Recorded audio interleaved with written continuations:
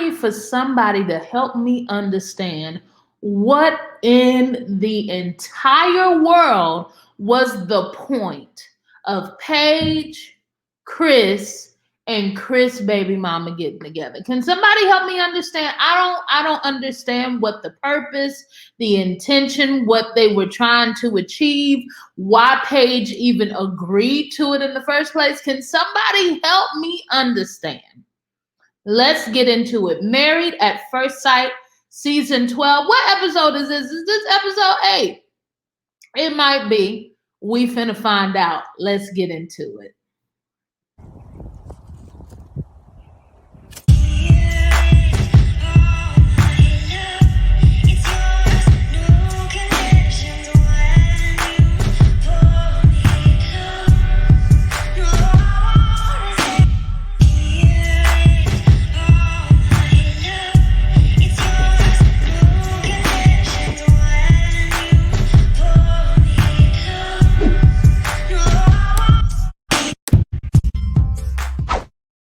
Hi, everybody. My name is Brittany, aka the Fruitful Wife, your marriage cheerleader. And on this channel, you will get marriage advice, marriage inspiration, marriage motivation. And I also review TV shows about what?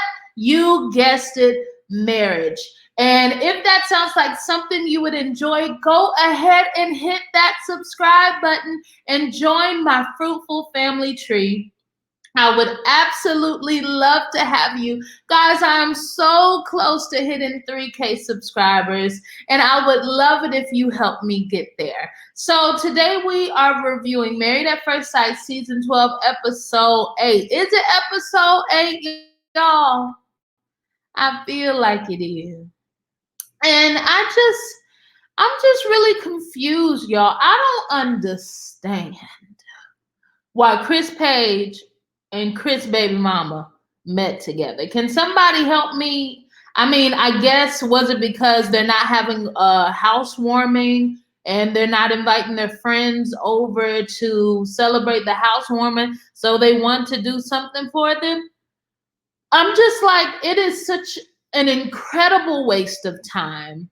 It is stirring up drama for absolutely no reason, which I guess is why we continue to watch. But here's my thing. Paige, why did you stay so long? Paige, why did you talk so much? Paige, why did you even give these people your energy? And it's so crazy to me. Like, first of all, Chris baby mama, what you had on? Why y'all dressed like y'all finna go to the club? Can you, I mean, it irritates me because in my mind, of course, in my imagination, I feel like Chris baby mama then got dressed up so she could show out on her. You know what I'm saying? Like, oh, well, I'm sure finna dress cute because I need her to realize that I was the better choice. Like, no, she didn't say that. And yes, you know, Chris baby mama seemed cordial or whatever, but I was just like, y'all doing too much. And Chris, cry baby Chris, as Janice Hilton likes to call him, over there in the corner mumbling and grumbling. Let me tell you, even when somebody else, you know, talking to you and you irritated, all of a sudden you get big boy noise. You know what I'm saying? You loud, you aggressive, you coming for folk. But when it comes time to truly be a man and be mature, all of a sudden you begin talking up under your breath. What in the world was you saying anyway? You didn't have much to add to the conversation. You didn't even state why you brought these ladies out the comfort of their homes and out the comfort of their pajamas to come and talk. He's like, this is my wife and this is the mother of my child. First of all, you just told Paige that you wanted a divorce. So why is it even key that they meet? I still don't understand it. It to me feels like the producers was like, hey, so we'll slide you an extra 10 grand if you can get your baby mama and Paige to talk. Like, you willing? You wanna set a wager? We'll give you 10,000 extra if you can get the baby mamas on camera together. Like that's literally what it felt like. What were they even talking about? It was like none of this was even worth it. Yet it is already taken up 5 minutes of my recap. You know what I'm saying? And y'all, I'm annoyed. I'm annoyed most of all with Paige because Chris has shown us his true colors. We know who Chris is. We know that Chris needs some serious deliverance. First of all, they're talking about I can't wait to go and eat and read my Bible. And then you could tell the baby mama's still feeling him. You can tell. I mean, the way that she was even entertaining, stop, Chris. Oh, that ain't cute. Oh, Chris, why? She's not being rude. I mean, what? I mean, if you ain't trying to work out nothing with him, but you over there treating him like you his mama and he the baby that you got in your stomach. I mean, was it just me? Y'all comment down below and let me know because I'm like, what? Why? And so Chris baby mama's like, I didn't know that he was married until I told him that I was pregnant. Lies and deceit. I don't believe it one bit. I don't believe it at all. Let me know if you believe Chris's baby mama when she says she had no idea. I don't believe that at all. I do not believe it. But, you know, whatever. I'm just like, Paige, why did you even waste your time? And yeah, you know, Paige got a little saucy. I mean, very light sauce. But I'm like, ma'am, why did you even give him that kind of time, energy? Anyway. So on this episode, on Married at First Sight season 12, the friends came in, and honey, I was here for the friends. I was here for them. I was here for Vincent's friend, hallelujah. I was here for Haley's friend, hallelujah. I was here for at first I was a little iffy about Virginia's. You know, I'm still on the wall or on the fence about Virginia's friend. I was like, I don't understand, bro. You saying that she a bad A woman and she can handle herself, but that ain't got nothing to do with her being ready for marriage. You know what I'm saying? And you know, Eric was like, oh, well, you know, I needed to hear that. I feel so relieved. You know, that's what I needed to hear. I'm so glad that he's a good guy and you know, I can trust him. You can't trust him. You just met him. How you can form trust with somebody and you just met them the first day? Like, first of all, so Virginia went to a friend's wedding and she was gone for 4 days. And Eric was just so concerned that she just wasn't going to miss him. And if she didn't miss him after only a week or 2 weeks of knowing him, that could potentially be a deal breaker for him. And even Eric's friend, I was feeling Eric's friend. Though I don't agree with Virginia's lifestyle, I also equally don't agree with Eric trying to control or treat Virginia like a child. And I love how his friend put it that he didn't want Eric to turn this relationship into a coaching session because he is older than her. I was like, preach, friend, preach. Because that's so true, right? Because what we have seen is though, even though Virginia out of her mind and she definitely don't want no marriage, that we also see, Eric, you ain't nobody daddy. Sit down somewhere, okay? Sit down. I mean, state your case, state what you want, make yourself clear, which I feel like you have. But after that, you can't, okay, you and Brianna seem like y'all got similar personalities. Y'all want to control everything. And it ain't for you to control. Okay? Okay. So, Vincent. And y'all, I got so much flack about the video that I posted. The let's argue. Vinny needs a baba and a blanket instead of a wife. And you guys were just so upset, about how I portrayed Vincent. But I stand by what I said. And the fact, even seeing this episode and how he still did not step up with the level of maturity, when she wanted to just go over the conversation and kind of just squash everything. I was like, he's not emotionally ready to be a husband. You know what I'm saying? And that's gonna make it very hard for them. Do I hope they work out? Of course I do. But do I see that emotionally he is not mature to be a husband? I definitely see that. And even when he was with his friend, they went out to dinner or whatever. And Vincent was telling a friend, hey, this is what happened. This is why I got upset. And, I almost left and all that kind of stuff. His friend was like, really? His friend was like, that's why you were going to leave? And you could see, even in his friend expressing his thought, that Vincent, you can tell Vincent's frustration. You'll see it in his T zone. This and this is your T zone. You will see his irritation in his T zone, and he becomes red and flustered in those areas when he feels embarrassed, or as he would describe, disrespected.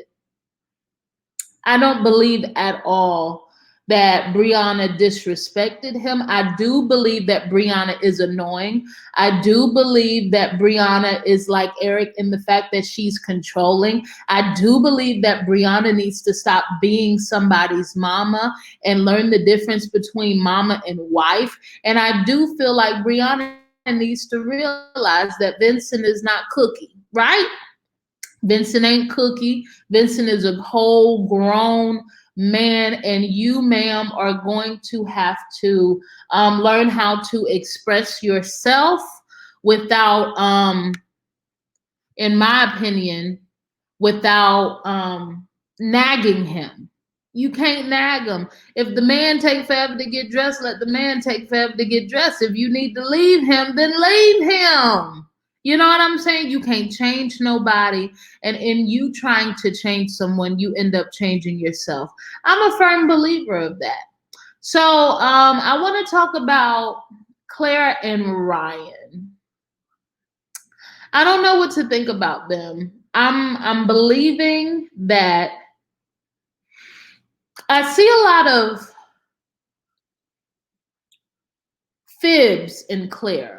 You know what I'm saying? I feel like when I look at Claire, she's telling a whole lot of fibs to kind of protect reputation, because not that she fibbed on this episode, but she's, if now correct me if I'm not mistaken, but on the episode when the girls were meeting together during the honeymoon, the guys met together on the honeymoon, the same episode where Eric was slapped drunk and falling asleep during the meetup.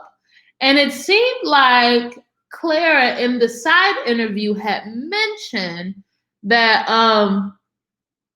her and Ryan did have an intercourse life, you know what I'm saying? That they had a sex life, that he didn't want her to kind of share that, but that their sex life was good. Now, is it me, or I remember her saying that? But now you turn around and saying, no, we haven't had sex. We've just, done some other things. Well, ma'am, when they was asking you if you consummated, you just should have said no. Why did you take us around the ballpark for that? Especially if you said that you want to honor him in the fact that he said don't talk about it. Then if y'all didn't have sex, which you admitted that this episode, then you should have just said, no, we did it. Right? We're taking things slow. But it seems like Clara, another example is when all the girls were together And she was like, oh, I just feel like everything's perfect for us. I feel like we have so many things in common when y'all don't have faith nor family in common, right? And it's like, wow, why are you telling these people that when it ain't true? So, she admits in this episode that she is feeling sexually frustrated. She's ready to kind of jump in both feet or head first, so to speak. And he's very cool, calculated. He's taking things slow, and it's frustrating her. I feel like Ryan just really ain't that into Claire. I don't think that Ryan's really feeling Claire like that. That's maybe over time, because he is slow to open up. Maybe we'll see that change. Maybe it's another Karen and Miles situation, right? Where he's just going at his own pace, and of course the cameras are there. But I'm just like, he doesn't really seem that into her. But he's into her enough to allow her to do other things intimately. But he ain't ready to go. I'm like, how you ready to receive, but you ain't ready to give, Ryan? That seemed kind of off to me. And I hope you ain't letting this woman give to you in that manner and then you not reciprocate. She is your wife, sir. You know what I'm saying? And I just feel like if she's good enough to do one act, then she should be good enough to do the other because she's your wife. I'm not talking about nothing outside of marriage, y'all, but I'm talking about inside of marriage. If she good enough to do one thing, then she good enough to do another. You know what I'm saying? And if she is frustrated, then obviously she is not being sexually relieved. So, but if they are doing things, because she mentioned, I've never seen my husband without his shirt off ever. And so the friend, Ryan's friend, was like, well, he wants to leave some things to the imagination. And she was like, well, it's funny what things he chooses to leave to the imagination. Honey, I was picking up what she was putting down. I picked it up, I looked at it, and then I put it back down because it was too expensive for me. So I'm like, honey, y'all, I hope he's not being selfish in that way. Don't let this girl, give you a sexual release, and you yourself aren't returning the favor, sir. That's just unacceptable. That's boo-boo. No. Bad, Ryan. Bad. Okay. So let's talk about Jacob and Haley.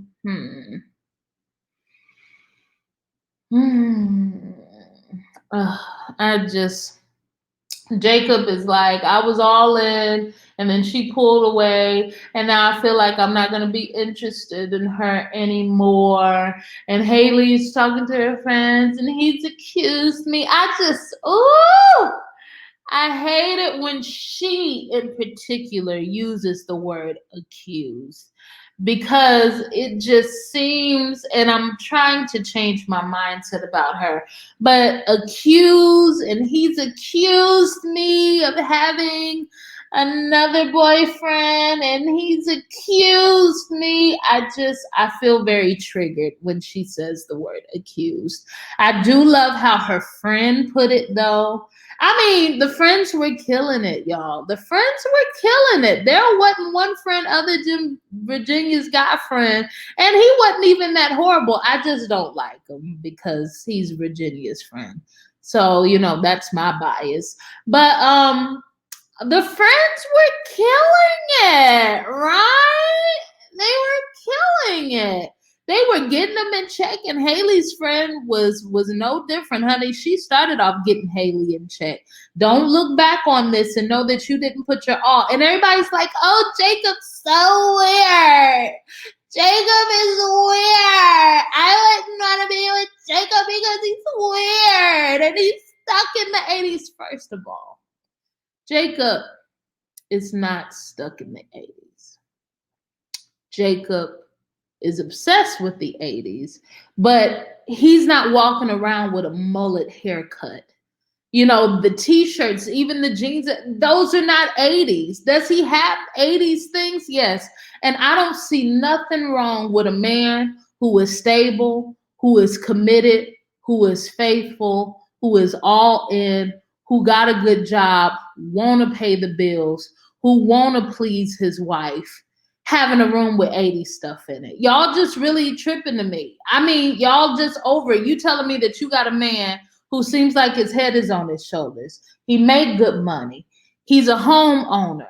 You telling me he's going to come home to me every night. I don't have to worry about him not being faithful. He going to pay the bills. He's eager to please me. He's eager to learn me so he can pleasure me. And you telling me that I'm willing to throw him away because he like unnecessary neon and got a room filled with 80 stuff? Just give the man a man cave and let him stuff it with his weird things, right?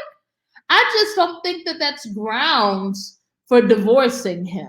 I don't think that it's grounds to back off of anybody either. Let me tell you, the way y'all, and y'all, I mean those who do it, not everybody, but y'all as in those who, I'm so tired of single women complaining about ain't no good men out here, ain't no man that really want to be committed, ain't no real man who want to take care of his family, ain't no real, all men just want multiple women, they just want to play, they want women to take care of them. I'm so tired of hearing that. And then we see a man like Jacob who is ready to run hard for his wife and run hard for his marriage, and then we cast him to the side because of his quirks. First of all, your poo stank too.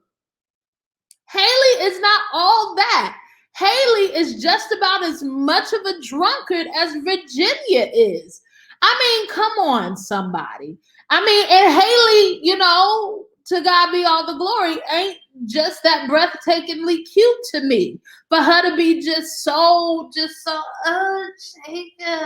yeah. You know, and I want to hear nothing about no attraction. I don't want to hear it. I'm tired of folk signing up for married at first sight, knowing that you can get somebody that look like anything, and then you want to talk about attraction. What? Then why are you here if that's going to be a huge deal breaker for you? Somebody explain it. Can you explain it to me? I don't. So yeah, that was my take on it all. I feel like Paige, Chris's baby mama scene was worthless, useless, and y'all could have shaved that 15 minutes off because I had stuff to do, right? Yeah, but I'm going to do some more Let's Argue. I like them. The point of it is to argue. I want to hear y'all's other point of view, and stop getting in your dang feelings when I reply and go back and forth with you. That's why the video is called Let's Argue. I promise you, I'm not mad and I'm not taking it serious. I'm laughing most of the time because this is entertainment. So don't be in here talking about my family or me, or talking about my husband, or wanting to bring my children into it because you mad because I'm going toe to toe with you on a video that's called Let's Argue. If you did not want to, then don't comment. Okay? All right? We good? Okay. All right. Bye, y'all. Until next time, be fruitful and multiply. Hey, if you made it to the end of this video, this 25-minute video, first of all, thank you. You a real one. You the greatest. You the best. And also type down below unnecessary, because that's exactly what Chris and Paige's scene was. Unnecessary. Just like Jacob's neon. Unnecessary. Okay? And that's on who? Mary had a Messiah. Bye, y'all.